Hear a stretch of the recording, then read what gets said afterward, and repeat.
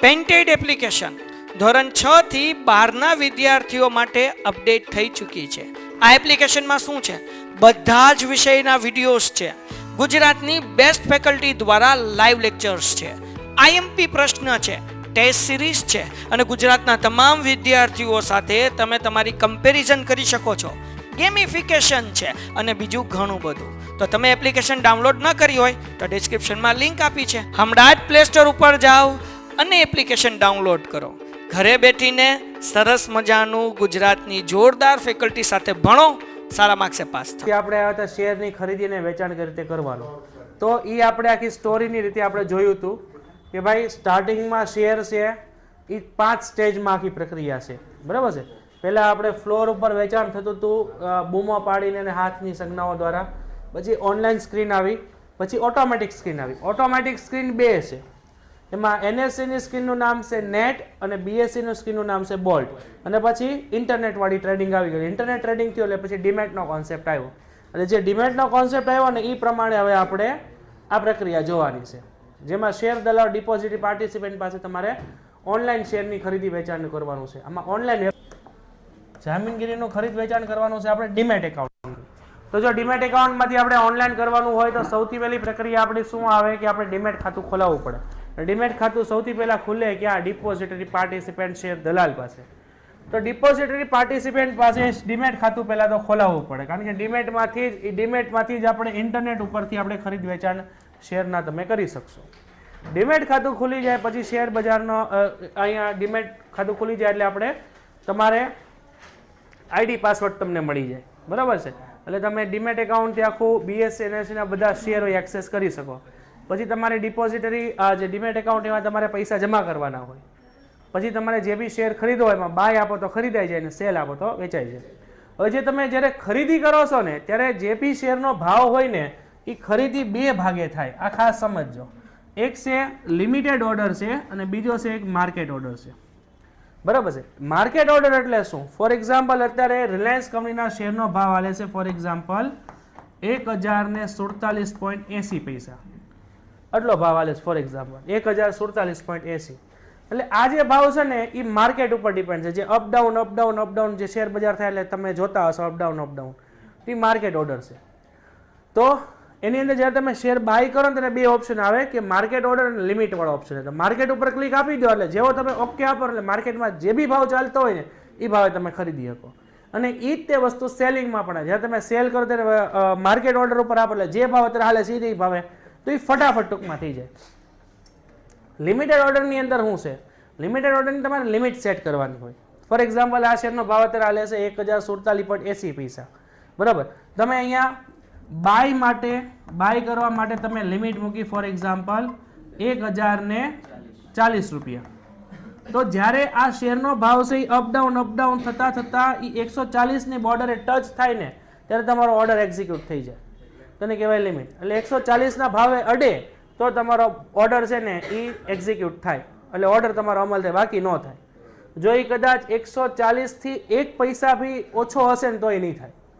અને for example તમારે cell કરવાનો છે તો સેલમાં તમે એમ કીધું કે કદાચ આપણે 1080 રૂપિયામાં 1080.20 તમે આ ઓર્ડર મૂક્યો, લિમિટ મૂકી, તો એ શેર 1080.20 પૈસે અડશે ને શેર માર્કેટમાં એટલે ઓટોમેટિક તમારા શેર સેલ થઈ જશે. અને ટ્રિગર કહેવાય, બરાબર છે. આ ટ્રિગર છે બાય અને સેલ. આમાં તમે લિમિટેડ ઓર્ડરમાં શું હોય કે તમે તમારી રીતે લિમિટ મૂકો છો કે મારે આ જ ભાવે ખરીદવું હશે અને આ જ ભાવે વેચવું. આ માર્કેટ ઓર્ડર છે જેમાં માર્કેટના ભાવે જ ખરીદવાનું, માર્કેટના ભાવે વેચવાનું. તો 2 પ્રકાર છે. રેડી છે? આમાં કોઈને કઈ ડાઉટ છે? જોકે તમે આમાંથી ઘણા શેર બજારનું કરે છે એટલે વાંધો ન આવે. આ ગામડાના છોકરાઓને સમજાવવું. વેચાણ કરવાનું હોય તો તેનો ઓર્ડર દલાલને આપે છે. ઓર્ડર મૂકતી વખતે ખરીદ વેચાણ માટે સ્ક્રિપ્ટ દીઠ ભાવ વગેરે. સ્ક્રિપ્ટ દીઠ ભાવ એટલે કે એક શેરના ભાવ. ફોર એક્ઝામ્પલ તમારે 100 શેર ખરીદવા છે તો એમાં લખાય ના કે એક શેરનો ભાવ 10 રૂપિયા અને ગુણ્યા 100 શેર એટલે ટોટલ તમને પ્રાઇસ આવી જાય, ટોટલ કેટલો ટેક્સ લાગશે, બધી વસ્તુઓ તમને આવી જાય. સ્ક્રિપ્ટેડ ભાવ કહેવાય, એટલે કે દર્શાવેલા. તો અહીંયા ખરીદ વેચાણ 2 પ્રકારે તમે ઓર્ડર આપી શકો. 2 પ્રકારે ઓર્ડર આપી શકો. પહેલું છે લિમિટ. લિમિટમાં તમે પ્રાઇસ નક્કી કરો છો, માર્કેટમાં જે પ્રાઇસ ચાલે છે એ તમારે લેવાનું છે. તો લિમિટની અંદર શું છે કે ગ્રાહક નિર્દેશ કરેલી કિંમતે ઓર્ડરનો અમલ થાય છે. ગ્રાહકે નિર્દેશ કરેલી કિંમતે ઓર્ડર થશે, તમે જે પ્રાઇસ આપો છો એ. અને ખરીદ વેચાણની પ્રક્રિયા નક્કી કરવામાં આવે છે. છૂટક રિટેલર ઇન્વેસ્ટર અને ફંડ હાઉસ આ બધા પ્રકારના. રિટેલ ઇન્વેસ્ટર એટલે આપણે પોતે, અને ફંડ હાઉસ એટલે કે જે મ્યુચ્યુઅલ ફંડની બધા હોય એ લોકો, એ આ રીતે કામ કરતા હોય. તો અહીંયા ખાલી એટલું અંડરલાઈન કરજો, ગ્રાહકે નિર્દેશ કરેલ કિંમતે ઓર્ડરનો અમલ. એટલે આ તમે જે નક્કી કરો એ કિંમત, એટલે અહીંયા ઉપર લખવું તો આપણી ભાષામાં લખી નાખજો. ગ્રાહક જે ભાવે ખરીદ વેચાણ કરવા માંગે તે ભાવ, એને આપણે કહેશું લિમિટેડ વાળો. પછી આપ્યું છે માર્કેટ ઓર્ડર. માર્કેટ ઓર્ડર એટલે કે ટ્રેડિંગ સ્લિપ ઉપર છેલ્લો ભાવ જણાવ્યો હોય, અને છેલ્લો ભાવ જણાવ્યો હોય અથવા બજારમાં જામીનગીરીનો જે કિંમતે માંગણી થતી હોય તે કિંમતે ઓર્ડર. એટલું ઓનલાઈન કરજો. એટલે આની અંદર આપણે લખવું હોય તો લખી શકીએ કે બજારમાં જે પણ ભાવ ચાલતો હોય, જે પણ ભાવ ચાલતો હોય તે ભાવે ખરીદી અને વેચાણ. તો આ બંને વચ્ચે એટલો ફરક છે, બહુ નોમિનલ ફરક છે, બીજું આમાં કાંઈ નવું નથી. પછી તમે જો માર્કેટ ઓર્ડર પ્રમાણે આપો કે લિમિટેડ ઓર્ડર પ્રમાણે આપો, જેવો તમે ઓર્ડર આપો પછી ઓર્ડરનો અમલ થાય. આ અમલ ક્યાં થાય? દાખલા તરીકે તમે બાય ઉપર ક્લિક આપ્યું, એમાં ઓપ્શન આવી જાય યોર ઓર્ડર ઇઝ એક્ઝિક્યુટેડ. એ બપોરના 3 વાગે ત્યાં સુધીમાં તમારો ઓર્ડર છે એ અમલ થઈ જાય. તમારા ડીમેટ એકાઉન્ટમાંથી પૈસા કપાઈ જાય, તમારા ડીમેટ એકાઉન્ટનો પૈસા શેર જમા થઈ જાય. અને વેચો તો પૈસા જમા થઈ જાય, શેર માઇનસ થઈ જાય. બરાબર છે? તો ઓર્ડરનો અમલ એટલે કે ગ્રાહક દલાલને ગ્રાહક પાસેથી ઓર્ડર મળે એટલે કે દલાલ ઓર્ડરનો અમલ કરે. દલાલ એટલે ડિપોઝિટરી પાર્ટિસિપન્ટ. શેર દલાલ બજારમાં ઓર્ડર મૂકે છે. બજાર એટલે શેર બજારમાં. અને દલાલ પોતાની ઓફિસમાંથી ગ્રાહકોથી ઓનલાઈન ટ્રેડિંગ દ્વારા સોદાઓ કરી શકે છે. ઓનલાઈન ટ્રેડિંગ એટલે કે તમે આ ડિપોઝિટરી પાર્ટિસિપેન્ટના ઓર્ડર આપો છો, એ ઓર્ડરનો એક્ઝિક્યુટ ક્યાં કરાવશે? NSE અને BSEમાં. પછી કરાર નોટ એટલે કોન્ટ્રાક્ટ નોટ. કોન્ટ્રાક્ટ નોટ વસ્તુ શું છે? પહેલા આ ડેફિનેશન બોર્ડની એક્ઝામમાં પૂછાઈ ગઈ છે, અંડરલાઈન કરજો. ગ્રાહકના ઓર્ડર પ્રમાણે જામીનગીરી ખરીદ વેચાણ કે સોદાઓ થયા પછી દલાલ તે અંગેની નોંધ જેમાં કરે છે તેને કરાર નોંધ કહેવાય છે, જેને એગ્રીમેન્ટ નોટ કહેવાય. આ અહીંયા સ્ટાર કે લખજો 1 માર્ક. કરાર નોંધ એટલે શું? તમે ફોર એક્ઝામ્પલ 10,000 રૂપિયાના શેર ખરીદ્યા, તો તમે 10,000ના શેરને બાય આપ્યું, એટલે તમારા શેર છે એ તમારા ડીમેટ એકાઉન્ટમાં જમા થયા. એટલે જેવું જમા થાય એટલે તમને એક ઈમેલ આવી જાય, બરાબર છે? કોંગ્રેચ્યુલેશન, અથવા your Reliance share is credited in your demat account. અથવા વેચો તો પણ એક મેલ આવી જાય, અથવા ટેક્સ મેસેજ બી આવી જાય તમને. અને એની હિસ્ટ્રી હોય એ બધી ક્યાં વહી જાય? ડીમેટ એકાઉન્ટના ટ્રાન્ઝેક્શનમાં વહી જાય. અને જ્યારે તમે શેર બાય કે સેલ કરો ને ત્યારે તમને ઘણી બધી એગ્રીમેન્ટ બી આવતા હોય. તમે ઘણીવાર કોઈ વસ્તુને બાય કરો ત્યારે ખબર છે ઓલું ટીક કરવાનું આવે ટર્મ્સ એન્ડ કન્ડિશન ઉપર, એને એગ્રીમેન્ટ નોટ કહેવાય. બરાબર? કોન્ટ્રાક્ટ નોટ એટલે કે એ તમે એના માટે રેડી છો. તમે દાખલા તરીકે IPO ભરો, એમાંય તે ઓપ્શન આવે, એમાં એગ્રીમેન્ટ ટર્મ્સ એન્ડ કન્ડિશન બધી લખેલી હોય, બરાબર? એના ઉપર ટીક આવીને પછી તમારે કન્ફર્મ આપવાનું હોય. એ છે આપણી કરાર નોંધ. તો પહેલાં શું કર્યું આપણે? ડીમેટ એકાઉન્ટ ખોલ્યું. પછી શું કર્યું આપણે? ખરીદ વેચાણનો ઓર્ડર આપ્યો. એ ખરીદ વેચાણ કેટલી રીતે થાય છે? કઈ લિમિટ અને માર્કેટ. એટલે ઓર્ડર આપો એટલે પછી એનો અમલ થશે કોના દ્વારા? ડિપોઝિટરી પાર્ટિસિપેન્ટ શેર દલાલ દ્વારા. અને પછી તમને કોન્ટ્રાક્ટ નોટ એટલે કે ઈમેલથી જાણ કરશે, જેમાં કરાર નોંધ જે દિવસે સોદાઓ થયા હોય તે દિવસની પુષ્ટિ કરે. એટલે કે એ એગ્રીમેન્ટ કન્ફર્મેશન આપે છે તમને કે તમે આટલા સમયે આ વાગે આટલા શેર ખરીદ્યા. ટૂંકમાં તમને ઈમેલ આવે, કરાર નોંધ છે, સમજો. સામાન્ય રીતે સોદા થયાના 24 કલાકમાં કરાર નોંધ ઈમેલ ગ્રાહકને આપવામાં આવે છે.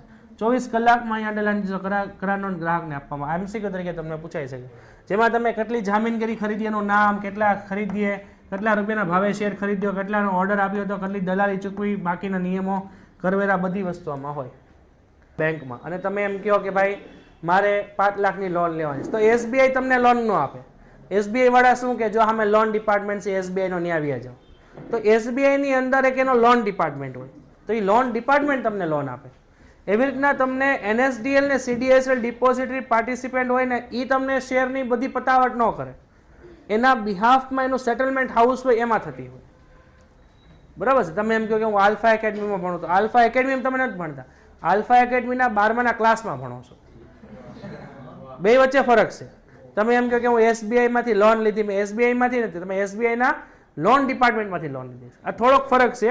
એવી રીતના તમે NSDL અને CDSL જે ડિપોઝિટરી છે ને, એ તમારા શેર તમે કેટલા ખરીદો છો, કેટલા વેચો છો, કેટલા શેર તમારા ખાતામાં જમા કરવા ડીમેટમાં, કેટલા ઉધાર કરવા, કેટલા પૈસા દીધા, કેટલો ટેક્સ ચૂકવ્યો, આ બધી વસ્તુની એન્ટ્રી કરવી પડે.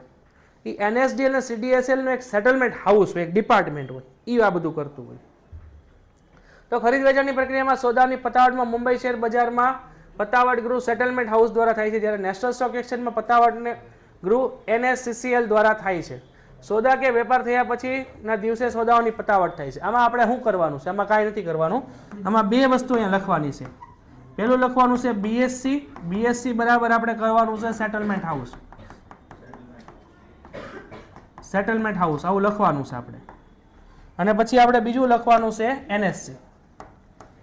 અને NSC ની સામે બરાબર કરીને લખવાનું છે આપણે NSCCL. આ બંને સેટલમેન્ટ હાઉસના નામ છે. જે રીતે આપણે આવું આગળ ક્યાંક આવી ગયું, ક્યાં આવી ગયું હતું? ઓનલાઈન સ્ક્રીન વાળું હતું ને, NSC ની ઓનલાઈન સ્ક્રીન અને BSc ની ઓનલાઈન સ્ક્રીન, બેના નામ હતા ને. તો BSc ની ઓનલાઈન સ્ક્રીનનું નામ શું હતું? Very good. અને NSC નું નેટ. Very good.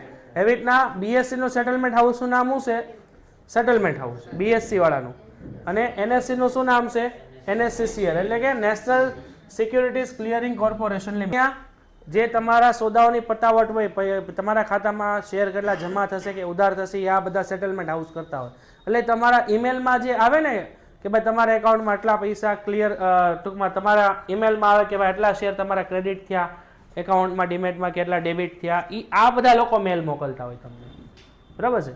પછી એ પૂછે ચૂકવણી અને જામીનગીરીની સોંપણી. તો તમે જે ઓર્ડર આપ્યો હશે એટલે તમારા ખાતામાંથી પૈસા જશે ને, અને તમારા ખાતામાં શેર શું થશે? ક્રેડિટ થશે. તો તમારા ખાતામાંથી જે પૈસા જાય એને કહેવાય પે આઉટ. બરાબર છે. અને તમે જે શેર વેચો અને જો પૈસા આવે એને કહેવાય પે ઇન. પે ઇન એટલે પૈસા આવવા, પે આઉટ એટલે પૈસા જવા. બરાબર છે. તો પે ઇન અને પે આઉટનો દિવસ હોય. ફોર એક્ઝામ્પલ તમે સવારે 10 વાગે ઓર્ડર આપ્યો. ફોર એક્ઝામ્પલ તમે ઓર્ડર આપ્યો કે ભાઈ 5000ના રિલાયન્સના શેર ખરીદવાના છે. તો તમારા ખાતામાંથી પૈસા કપાઈ જાય ખરી, તમારા ખાતામાં શેર ક્રેડિટ થતા 24 કલાક લાગે. બરાબર છે. નેક્સ્ટ ડે સુધીમાં એ તમારે થાય. એને કહેવાય પે ઇન દિવસ અથવા પે આઉટ દિવસ. બરાબર છે. જે ગ્રાહકોને શેરની ખરીદી કરી હોય તે પેટે રકમની ચૂકવણીમાં પે ઇનના દિવસે પહેલા કરવી પડે. એટલે કે જ્યારે તમે શેર ખરીદો ત્યારે તમારે પે ઇન કરવું પડે. પે ઇન એટલે તમારે ડીમેટ ખાતામાં પૈસા જમા કરવા પડે. બરાબર છે. અને શેરનું વેચાણ કર્યું હોય તો પે ઇનના દિવસે પહેલા શેરની ડિલિવરી આપવી પડે છે. અને ગ્રાહકે શેરની ખરીદી કરી હશે તો પે આઉટના દિવસે શેરની સોંપણી કરવાની હોય. એટલે જે દિવસે તમે પૈસા જમા કરો છો પે ઇન છે, જ્યારે તમારા ખાતામાં જે ડીમેટ એકાઉન્ટમાં જે શેર ક્રેડિટ થાય છે તો આ સેટલમેન્ટ હાઉસ માટે પે આઉટ છે, તમારા ખાતામાં પે ઇન છે. મારા ખાતામાંથી પૈસા જાય છે તો મારા માટે પે આઉટ છે. અને મારા અને જમા ક્યાં થાય છે? BSc NSC. તો એ લોકો માટે પે ઇન છે. અને એ લોકો, હું જ્યારે શેર વેચું છું તો એ લોકોના ખાતામાંથી પૈસા માઇનસ થાય છે, તો એ લોકો માટે પે આઉટ છે, મારા માટે પે ઇન છે. બરાબર છે. તો શેરનું વેચાણ કર્યું હોય તો પે ઇનના દિવસ પહેલા શેરની ડિલિવરી આપવી પડે છે. અને ગ્રાહકને શેરની ખરીદી કરી હશે તો પે આઉટના દિવસે તેને શેરની સોંપણી કરવામાં આવે છે. શેરનું વેચાણ કર્યું હશે તો પે આઉટના દિવસે નાણાં પણ મળી જશે. પે ઇનનો દિવસ અને પે આઉટનો દિવસ, આ પેરેગ્રાફ મોસ્ટ ઇમ્પોર્ટન્ટ છે તમારા માટે, એક માર્ક માટે. તો પહેલું આપણી પાસે શબ્દ છે પે ઇન દિવસ. એટલે શું થશે? તો કે એ દિવસે કે જે દિવસે વેચેલા શેરની સોંપણી શેરનો વેચાણ અને શેરના મધ્યસ્થીઓ મારફત તે કરે છે, અને પે ઇન દિવસ કહેવાય. અને પે આઉટ દિવસ એટલે શું? આ એક યાદ રાખવાનું છે. પે આઉટ દિવસ એટલે જે દિવસે શેર ખરીદનારને શેરની સોંપણી શેર બજાર કરે છે અને શેર વેચનારને તેની રકમની ચૂકવણી કરવામાં આવે. આટલું જ યાદ રાખવાનું, ઉપરનું કાંઈ યાદ રાખવાની જરૂર નથી. અહીંયા પ્રશ્ન લખી નાખજો પે ઇન દિવસ એટલે શું, અહીંયા પ્રશ્ન લખી નાખજો પે આઉટ દિવસ એટલે શું. પે આઉટ દિવસ એટલે શું, આવું બધું લખવાનું છે ભાઈ. આ તમારો માર્ક 100 ઉપર જે તમારે તમે કહો છો 100 માંથી 100 બીએમાં લાવવા, એ આ બધી વસ્તુથી આવશે. 80 85 સુધી બધાને આવે. આવો પ્રશ્ન પૂછાય ને તો તમને ન આવડે એટલે 1 માર્ક કયો, એટલે 100 માંથી 100 ન આવે. અને અહીંયા લખી નાખજો આપણે પે ઇન દિવસ એટલે શું. આવા નાના નાના શબ્દોથી આપણે યાદ રાખવાના છે આવું, કારણ કે ઘણા લોકોને એક્ઝામ વખતે ભૂલાઈ જતું હોય. એટલે 2 પ્રશ્ન લખી નાખો. અને પછી છેલ્લે આપણે બધું પૂરું થઈ જાય, તમારા ખાતામાં શેર જમા થઈ જાય પછી તમને ઈમેલથી SMS થી જાણ કરવામાં આવે અથવા ડીમેટ એકાઉન્ટના નોટિફિકેશનથી જાણ કરવામાં આવે કે તમારા ખાતામાં શેર જમા થયા, ઉધાર થયા, પૈસા જમા થયા, ઉધાર થયા. તો જામીનગીરીઓના વેચાણના સંજોગોમાં શેર દલાલ ગ્રાહકને બેંક દ્વારા રકમની ચૂકવણી કરશે અને જામીનગીરીની ખરીદીના સંજોગોમાં દલાલ ગ્રાહકના બેંકના ખાતામાં સીધી રકમની ચૂકવણી કરશે. જો તમે અહીંયા શેરનું વેચાણ કરો તો તમારા ખાતામાં પૈસા શું થવા જોઈએ? પ્લસ થવા જોઈએ. અને તમે શેરની ખરીદી કરો તમારા ખાતામાંથી પૈસા શું થશે? માઇનસ થશે. તો ખરીદીના સંજોગોમાં દલાલ ગ્રાહકના બેંકમાંથી પૈસા સીધી ચૂકવણી કરે એટલે માઇનસ થશે, ઓલામાં પ્લસ થશે. ડીમેટ ખાતા દ્વારા ગ્રાહકને સોદાની પતાવટની જાણ કરવામાં આવે છે. અહીંયા કાઉન્સમાં લખજો SMS ઈમેલ દ્વારા, આટલું લખો, SMS અને ઈમેલ દ્વારા.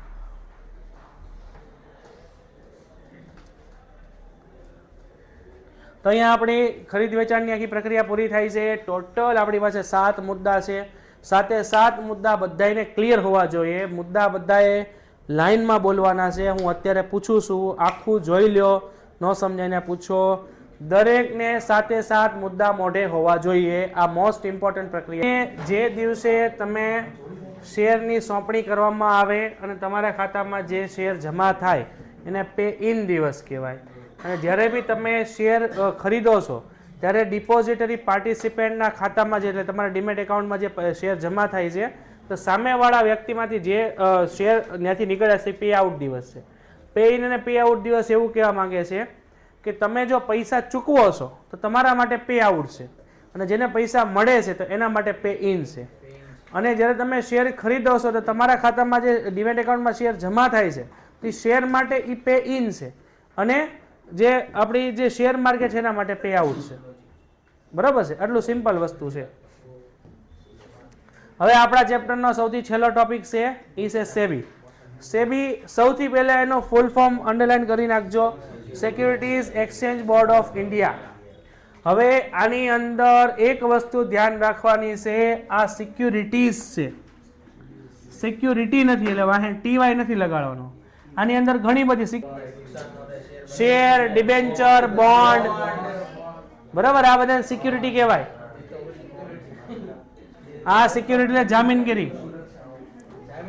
જામીનગીરીનું ખરીદ વેચાણ એટલે એને એક્સચેન્જ કહેવાય. જામીનગીરીનું ખરીદ વેચાણ માટેનું જે બોર્ડ છે એ આપણું છે સેબી. બોર્ડ એટલે સંસ્થા. સૌથી પહેલા સેબીનું ફૂલ ફોર્મ શું થશે? Securities exchange board of India. આટલું રેડી છે? બીજું આ સેબી માટેનો કાયદો છે તો અહીંયા અંડરલાઈન કરજો, securities exchange board of India act 1992. ત્રીજું અહીંયા અંડરલાઈન કરજો 30 જાન્યુઆરી 1992. તો અહીંયા આપણે લખવાનું સેબી સ્થાપના. સેબીની સ્થાપના થઈ અહીંયા. આ આપણો છે, આ આપણે અહીંયા લખવાનું છે, આ છે આપણો સેબીનો કાયદો. કાયદો કયો છે? Securities exchange board of India act 1992. સ્થાપના છે આપણી 30 જાન્યુઆરી 1992. બીજી એની હેડ ઓફિસ ક્યાં આવેલી છે? તો કે મુંબઈ. ત્રીજું એનું પ્રાદેશિક ઓફિસ ક્યાં આવેલી છે? તો કે કોલકાતા, દિલ્હી અને ચેન્નઈ. બરાબર છે? અને ચોથું ભારતમાં આવેલી શેર બજારોનું નિયમન કરતી કાયદેસરની સંસ્થા છે સેબી. તો સૌથી BSP માં તમારે કઈ ડાઉટ હોય તો આવવાનું. આમાંથી એક ક્વેશ્ચન હશે તમારો. જો આ ક્વેશ્ચન 2 માર્કમાં પૂછાય, સેબીની પ્રાદેશિક ઓફિસ ક્યાં આવેલી છે? ક્યાં છે? હા, હેડ ઓફિસ ક્યાં છે? સ્થાપના ક્યારે થઈ હતી? અને કાયદો કયો છે? અહીંયા લખી નાખજો આગળ કાયદો. આ કાયદો છે. અને ભારતની શેર બજારની સર્વોચ્ચ સંસ્થા કઈ છે? સેબી. રેડી? પછી આપ્યું છે સેબીના હેતુઓ. સેબી શું શું કાર્ય કરે, એના ઓબ્જેક્ટિવ. સૌથી પહેલા રોકાણકારોના હિતોનું રક્ષણ કરે. બીજું જામીનગીરીના બજારનો વિકાસ કરે. ત્રીજી જામીનગીરીના બજારનું નિયમન કરે. આ 3 અંડરલાઈન કરી નાખો. તો આમાં તમારે ખાલી આ મેં અંડરલાઈન કર્યું એટલું જ એક્ઝામમાં લખવાનું. રોકાણકારોના હિતનું રક્ષણ, જામીનગીરીઓનો બજારનો વિકાસ અને જામીનગીરીના બજારનું નિયંત્રણ. જો આની અંદર આ બે વસ્તુ છે, જામીનગીરીનું બજાર, જામીનગીરીનું બજાર, જામીનગીરીના બજારનો વિકાસ કરવાનો અને એનું નિયમન કરવાનું. સમજાણું? આ બે ઓટોમેટિક આવડે, એક આવડે બીજું આવડે. જામીનગીરીના બજારનો વિકાસ અને એનું નિયમન. અને રોકાણકારો એટલે આપણે શેર હોલ્ડરો, ઇન્વેસ્ટમેન્ટનું રક્ષણ કરો. એટલે તમે જે શેર ખરીદો એ ટૂંકમાં વૈયા ન જાય. એટલું રેડી છે? પછી અહીં પાસે આપણે કાર્યો. કાર્યોમાં અહીંયા ઉપર ક્વેશ્ચન લખજો, સેબીના કાર્યો જણાવો.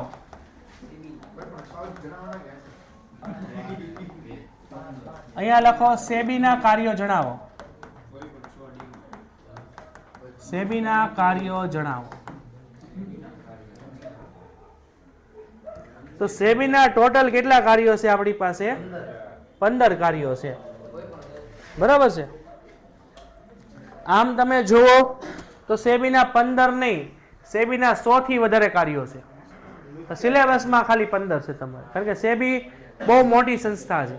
સેબી છે એ શેર બજારની પોલિસ છે અને સેબી છે શેર બજારનું બંધારણ છે. આખા ઇન્ડિયાની શેર માર્કેટનો કંટ્રોલ સેબી પાસે છે. એટલે આખા ઇન્ડિયાનો વિકાસનો આધાર શેર માર્કેટ ઉપર હોય. શેર માર્કેટ ડૂબી જાય આખો દેશ ડૂબી જાય, અને આખા દેશને સંભાળે છે સેબી, ટૂંકમાં એમ સમજો. બરાબર છે? તો સ્ટાર્ટ કરીએ આપણે. સૌથી પહેલું કાર્ય એ શું કરે છે? જો સેબીની અંદર કેટલા કેટલા લોકો છે? સેબીની અંદર એનએસસી, બીએસસી એની અંડર આવે, એનએસડીએલ, સીડીએસએલ એની અંડર આવે, ડિપોઝિટરી પાર્ટિસિપેટ શેર દલાલ એની અંદર આવે, પછી રોકાણકારો પણ એની અંદર આવે, વિદેશના રોકાણકારો ફોરેન ઇન્વેસ્ટર એની અંદર આવે, ફોરેન ઇન્સ્ટિટ્યુશનલ ઇન્વેસ્ટર જેને એફઆઈઆઈ કહેવાય એની અંદર આવે. આ બધા લોકો શેર બજારની અંદર જ આવે ને બધું આખું શેર બજાર સેબીની અંદર આવે. તો આ બધા ઉપર કંટ્રોલ છે સેબીનો. બરાબર છે? પેન્ટેડ એપ્લિકેશન ધોરણ 6 થી 12ના વિદ્યાર્થીઓ માટે અપડેટ થઈ ચૂકી છે. આ એપ્લિકેશનમાં શું છે? બધા જ વિષયના વિડીયોઝ છે. ગુજરાતની બેસ્ટ ફેકલ્ટી દ્વારા લાઈવ લેક્ચર્સ છે, આઈએમપી પ્રશ્ન છે, ટેસ્ટ સિરીઝ છે, અને ગુજરાતના તમામ વિદ્યાર્થીઓ સાથે તમે તમારી કમ્પેરિઝન કરી શકો છો. ગેમિફિકેશન છે અને બીજું ઘણું બધું. તો તમે એપ્લિકેશન ડાઉનલોડ ન કરી હોય તો ડિસ્ક્રિપ્શનમાં લિંક આપી છે, હમણાં જ પ્લે સ્ટોર ઉપર જાઓ અને એપ્લિકેશન ડાઉનલોડ કરો. ઘરે બેઠીને સરસ મજાનું ગુજરાતની જોરદાર ફેકલ્ટી સાથે ભણો, સારા માર્ક્સે પાસ થાઓ. એનું ઘણું બધું કાર્ય છે. પહેલું કાર્ય છે કે શેર બજારમાં થતા ધંધાનું નિયમન કરવું. તો જો તમને ઓલા હેતુ આગળ ના આવડે ને, તો જો આ બીજો હેતુ છે, એ હેતુ તમે યાદ રાખો તો એનો મુદ્દો અહીંયા બની જાય. એ ત્રણેય હેતુ એટલે કાર્ય જ છે. ત્રણેય રોકાણકારોના હિતોનું રક્ષણ કરવું, શેર બજારનું નિયમન કરવું, નિયંત્રણ કરવું, આ ત્રણેય વસ્તુ અહીંયા છે. સ્ટાર્ટ કરીએ. હેતુ આવડે એટલે એ નહીં, હેતુ જ ત્રણેય કાર્ય તરીકે પણ લખી શકો તમે. તો સેબી શેર બજારમાં ધંધા અને શેર બજારની કામગીરી ઉપર નિયમન રાખે છે. નક્કી કરેલ માર્ગદર્શિકા મુજબ શેર દલાલો, પેટા દલાલો, મર્ચન્ટ બેન્કર્સ છે કે નહીં તે અંગે નિરીક્ષણ રાખે. મર્ચન્ટ બેન્કર એટલે કે જ્યાં તમે શેર જ્યારે ખરીદો ત્યારે પૈસા જમા કે ઉધાર કરો ને, એમાં જે બેંક તમને સુવિધા પૂરી પાડતી એને મર્ચન્ટ બેંક કહેવામાં આવે. દાખલા તરીકે તમે આઈપીઓ પે કરો તો આઈપીઓ માટે તમે જે ઓટો પેમાં ઓપ્શન આપો છો ASB સિસ્ટમમાં, તો જે બેંક આ સુવિધા આપે તમને એ આને મર્ચન્ટ બેન્કર કહેવાય. પછી એ પૂછે રોકાણકારોના હિતોનું રક્ષણ. તો આ રીતે જુઓ તમે, સેબીનો હેતુનો પહેલો મુદ્દો છે. જો છે 3 હેતુ આવડે ને તો 3 કાર્યો આવડે. એક ગોખો ને તો બીજું ફ્રીમાં મળે. હા, 3 હેતુ આવડી ગયા. રોકાણકારોના હિતોનું રક્ષણ, શેર બજારના ધંધાનું નિયમન અને શેર બજારના ધંધાનું નિયંત્રણ. 3 હેતુ થઈ ગયા. મોસ્ટ આઈએમપી પ્રશ્ન. એ 3 કાર્યો. જો પેલું આવી ગયું, આ બીજું આવી ગયું. બરાબર. રોકાણકારોના હિતોનું રક્ષણ તો એમાં નક્કી કરેલા ધારા ધોરણ મુજબ મધ્યસ્થીઓ દ્વારા કરાય છે. મધ્યસ્થી એટલે કોણ છે? શેર દલાલ. પછી મધ્યસ્થીઓની નોંધણી. એ મધ્યસ્થી એટલે લખજો ને શેર દલાલો. કયો છે? પછી મધ્યસ્થીઓની નોંધણી. જો મધ્યસ્થીઓ અહીંયા ઘણા બધા હોઈ શકે. અહીંયા 2 મેઇન પાર્ટી છે. કઈ પાર્ટી છે? એક શેર ધારકો છે જેને શેર ખરીદવા છે, અને એક કંપની છે જેને ધિરાણ મેળવવું છે. બરાબર. તો અહીંયા કંપની અને રોકાણકારો એટલે કે શેર ધારકો અને અહીંયા કંપની બંને વચ્ચે મીડિયેટર ઘણા બધા હોય. NSDL હોય, CDSL હોય, ડિપોઝિટ પાર્ટિસિપન્ટ હોય, NSC હોય, BSC હોય, શેર દલાલ હોય, પેટા દલાલો હોય, મર્ચન્ટ બેન્કર હોય, આ બધા હોય, લીડ મેનેજર, આ બધા જ મધ્યસ્થી કહેવાય. તો આ બધા મધ્યસ્થીઓની નોંધણી કરે અને બધા મધ્યસ્થીઓ પર ધ્યાન રાખે, જેમાં મર્ચન્ટ બેન્કર પણ હોય, શેર દલાલ, પેટા દલાલ, જામીનગીરી બહાર પાડવા માટેના બધા લોકો ઉપર નિયંત્રણ કરે છે. મ્યુચ્યુઅલ ફંડની નોંધણી અને નિયમન, મધ્યસ્થી અને મ્યુચ્યુઅલ ફંડ. મ્યુચ્યુઅલ ફંડ કોને કહેવાય બોલો?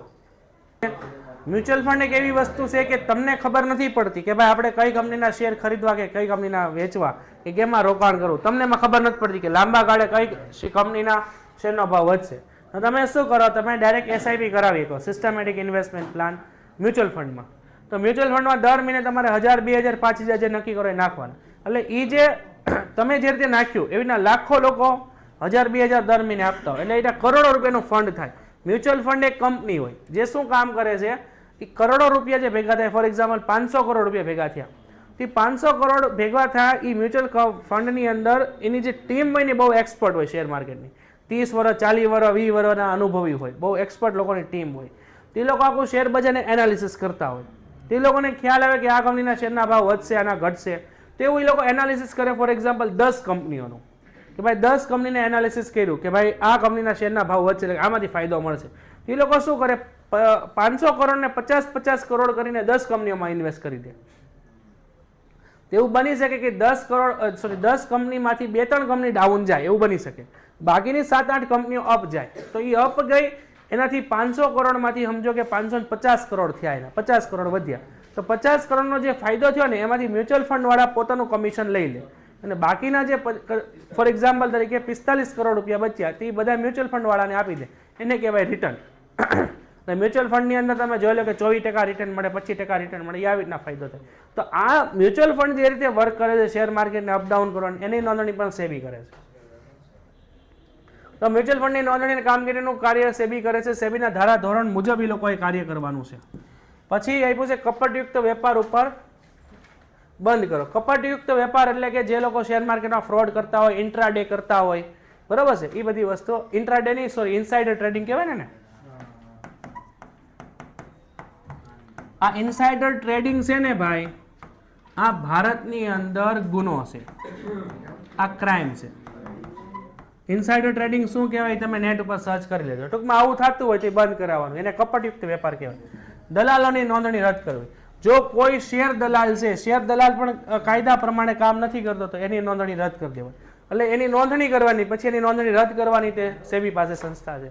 તો શેર દલાલોને સેબીની નક્કી માર્ગદર્શક મુજબ કાર્ય ન કરે તો સેબી આવી માહિતી આપવામાં નિષ્ફળ જાય તો એની નોંધણી રદ કરાય. ટૂંકમાં ડિપોઝિટરી પાર્ટિસિપેટ શેર દલાલને નોંધણી પણ સેબી કરે છે, અને નોંધણીનું લાયસન્સ રદ કરવાનું કામ પણ સેબી કરે છે. કંપનીઓનું મર્જર થાય અથવા ટેક ઓવર થાય તો એનું પણ કામગીરી કરે. દાખલા તરીકે 2 કંપની ભેગી થઈને ત્રીજી કંપની બની, એને મર્જ કહેવાય. ટેક ઓવર એટલે કે એક કંપનીથી બીજી કંપની પેલી કંપનીને ખરીદી લે, તેને કહેવાય ટેક ઓવર. તો એનાથી શેર હોલ્ડરોને કોઈ નુકસાન ન જાય, એના હિસાબ કિતાબ બધા ક્લિયર રહી, સેબી ધ્યાન રાખે. રોકાણકારોના હિત જાળવવા માટે તેને કંપનીના જોડાણ અને હસ્તગતના નિયમોને આધારે નાના રોકાણકારોએ જોખમ કંપનીનું જોડાણ કે હસ્તગત થતું નથી, સેબીની માર્ગદર્શિકા પ્રમાણે કાર્ય થાય છે. પછી આપ્યું છે સ્વનિયમન. સ્વનિયમન એટલે ઓટોમેટિક, બધું શેર માર્કેટમાં બધું સોફ્ટવેર પ્રમાણે ચાલતું હોય, ઓટોમેટિક. સેબી માત્ર શું કરે છે, એના ઉપર ધ્યાન રાખે છે. તો શેર બજારના મધ્યસ્થ દ્વારા સ્વનિયમન થાય તે માટે સેબી પ્રયત્નશીલ રહે છે અને મધ્યસ્થીઓ માટેનું ભંડોળો સ્થાપે છે અને તેને પ્રોત્સાહન આપે છે. પછી શેર બજારના કાર્યક્ષમ બજાર તરીકે જાળવણી કરવાની, જેમાં શેર બજાર ઉપર નિયમન, નિયંત્રણ અને વિવિધ માર્ગદર્શિકાઓ બહાર પાડવાની છે. ચોપડાઓની તપાસ. ચોપડાઓની તપાસ એટલે લખી નાખજો ઓડિટ. તો સેબી છે એ ગમે ત્યારે જેટલા પણ મધ્યસ્થીઓ છે, NSC, BSC, NSDL, CDSL, depository participant, share દલાલો, આ ગમે એના ચોપડા ગમે ત્યાં તપાસ, એટલે એ ટૂંકમાં રેડ પાડી શકે અને અમને હિસાબ કિતાબ બતાવો એ કહી શકે, તો એને કહેવાય ઓડિટ. અને જો એમાં કોઈ ખોટું દેખાય તો એના ઉપર એક્શન લઈ શકે. તો અહીંયા કંપની હોય, ડિપોઝિટ પાર્ટિસિપન્ટ હોય કે લાભાર્થી માલિક હોય.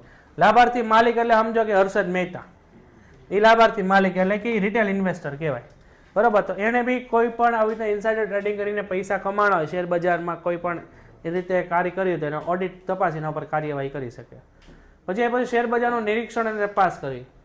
જેના ઉપર શેર બજાર ઉપર લાદવામાં આવેલા નિયમો પ્રમાણે કાર્ય થાય છે કે નહીં, એને વ્યવસ્થા સેબીના કાયદા અનુસાર ચાલે છે કે નહીં, તેના ઉપર સેબીનું નિરીક્ષણ રહે છે. જરૂર જણાય તો સેબી મધ્યસ્થીઓની પૂછપરછ કરી શકે, તપાસની હિસાબોને ઓડિટ પણ કરી શકે, જે આપણે અગાઉ જોઈ ગયા. સેબી માર્ગદર્શિકાઓ પણ આપે. શેર બજાર શું છે, શેર બજારમાં કેમ ઇન્વેસ્ટમેન્ટ કરવું. ઘણીવાર ઘણા લોકોને ખબર જ ન હોય, જે નવા લોકો હોય શેર બજાર શું છે ખબર ન હોય, તો તમે સેબીની વેબસાઇટ ઉપર જઈ આવો તો તમને શેર બજાર શું છે ની હાવ એટલે હાવ ગ્રાઉન્ડ લેવલથી શીખવાડે. બરાબર છે, કઈ રીતે તમારે ઇન્વેસ્ટમેન્ટ કરવું જોઈએ, કઈ કંપની સારી છે, કંપનીને કેમ ચેક કરવી, આને કહેવાય ગાઈડન્સ. તો શેર દલાલને પેટા દલાલ, મર્ચન્ટ, બેન્કર, ડિબેન્ચર ટ્રસ્ટીઓ કંપની દ્વારા જામીનગીરીઓ પરત લેવી એટલે કે બાયબેક સિક્યુરિટી વગેરેની વખત સેબી માર્ગદર્શિકા બહાર પાડે છે. પછી વાર્ષિક અને સામયિક અહેવાલો મેળવવા. જે બી મીડિયેટર હોય એ બધાના અહેવાલ ઓડિટ રિપોર્ટ કરીને વેબસાઇટ ઉપર મૂકવા, જેનાથી સામાન્ય વ્યક્તિ પણ એ વસ્તુ વાંચી શકે. શેર બજારની કામગીરી અને નિયંત્રણની જાણકારી મેળવવા માટે શેર બજારના વિવિધ પત્રકોમાં સ્વરૂપમાં અહેવાલ મેળવે છે. અહેવાલ એટલે આ રિપોર્ટ છે આપણો. અને સંશોધન કાર્ય એટલે રિસર્ચ અને એનાલિસિસ. જો તમે આ વસ્તુ અગાઉ જોઈ ગયા કે પહેલા શેર બજારમાં સેબી કરતે શેર વેચતી ફ્લોર ઉપર, પછી કઈ રીતે આવ્યું સ્ક્રીન આવી, પછી કઈ રીતે આવ્યું ઓટોમેટિક સ્ક્રીન આવી, પછી શું આવ્યું ઇન્ટરનેટ આવ્યું ને, હાગે ને. તો એ શું છે રિસર્ચ જ થયું. અત્યારે તમે ઘરે બેઠા આખું શેર માર્કેટને એક્સેસ કરી શકો છો. પહેલાં તો તમારે બીએસસીએ જવું પડે, પછી આવ્યા ન્યૂઝપેપરમાં રોજ છાપવામાં આવે કે આ શેરના ભાવ વધ્યા ને ઘટ્યા. અત્યારે તો તમે વિધિન 1 સેકન્ડમાં તમારા મોબાઈલમાં જોઈ શકો છો. તે શું થયું રિસર્ચ કે ભાઈ ઇઝી થઈ ગયું શેર માર્કેટ. તો ઉપરોક્ત બધા જ કાર્યો અસરકારક રીતે કરી શકે તે માટે સેબી સંશોધન કાર્ય પણ હાથ ધરે છે. આની અંદર જો આ પ્રશ્ન તમારે લખવાનો થાય ને તો આટલું કાઢી નાખવાનું, આટલું કાઢી નાખવાનું, આટલું જ લખવાનું. સંશોધન કાર્ય હાથ ધરે છે, જેનાથી પેન્ટેડ એપ્લિકેશન ધોરણ 6 થી 12ના વિદ્યાર્થીઓ માટે અપડેટ થઈ ચૂકી છે. આ એપ્લિકેશનમાં શું છે, બધા જ વિષયના વિડીયોઝ છે, ગુજરાતની બેસ્ટ ફેકલ્ટી દ્વારા લાઈવ લેક્ચર્સ છે, આઈએમપી પ્રશ્ન છે, ટેસ્ટ સિરીઝ છે અને ગુજરાતના તમામ વિદ્યાર્થીઓ સાથે તમે તમારી કમ્પેરિઝન કરી શકો છો. ગેમિફિકેશન છે અને બીજું ઘણું બધું. તો તમે એપ્લિકેશન ડાઉનલોડ ન કરી હોય તો ડિસ્ક્રિપ્શનમાં લિંક આપી છે, હમણાં જ પ્લે સ્ટોર ઉપર જાઓ અને એપ્લિકેશન ડાઉનલોડ કરો. ઘરે બેઠીને સરસ મજાનું ગુજરાતની જોરદાર ફેકલ્ટી સાથે ભણો, સારા માર્ક્સે પાસ થાઓ.